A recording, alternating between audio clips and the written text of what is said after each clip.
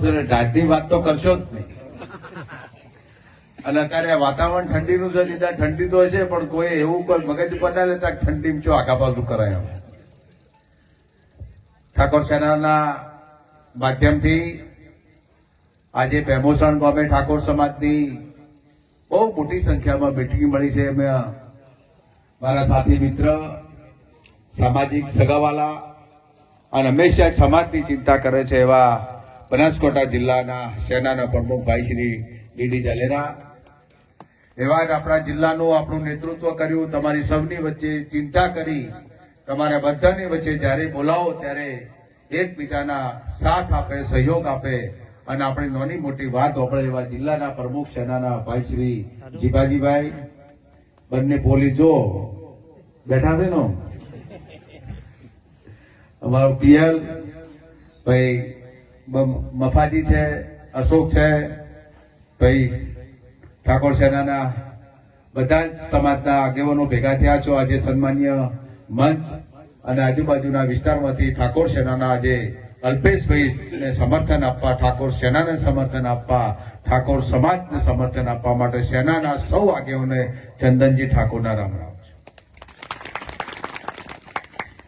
ખૂબ સારી વાત છે સાહેબ. બધા વક્તાએ ખૂબ સારી વાત કરી કે ખોટું મોટામાં મોટું સિમ્બોલ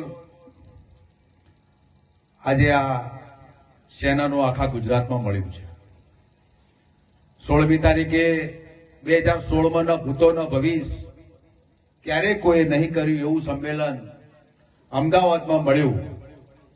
અને અમદાવાદમાં કેટલાની ગાડીઓ તતન દાળે આંખમાં, કેમ જીવાજી?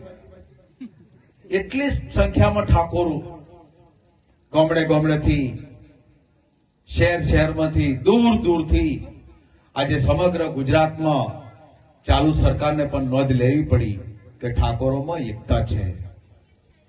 એવો જ પ્રસંગ હમણાં ટૂંક સમય પહેલા ઓગળધામ પૂજ્ય સદારામ બાપાના સાનિધ્યમાં ડીડીએ કહ્યું કે કોઈને આમંત્રણ નતું આલ્યું. વાત સાચી છે, બધાને આમંત્રણ નતું પહોંચ્યું.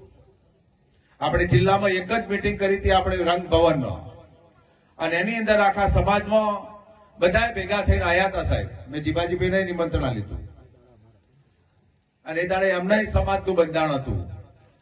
અને એ દિવસે આપણા સમાજમાં એક આકલ કરી કે ભાઈ આપણે ઓગળધામે સદારામ બાપાના નામે બંધારણ સમાજનું બંધાય છે, એમાં જવાનું સાહેબ.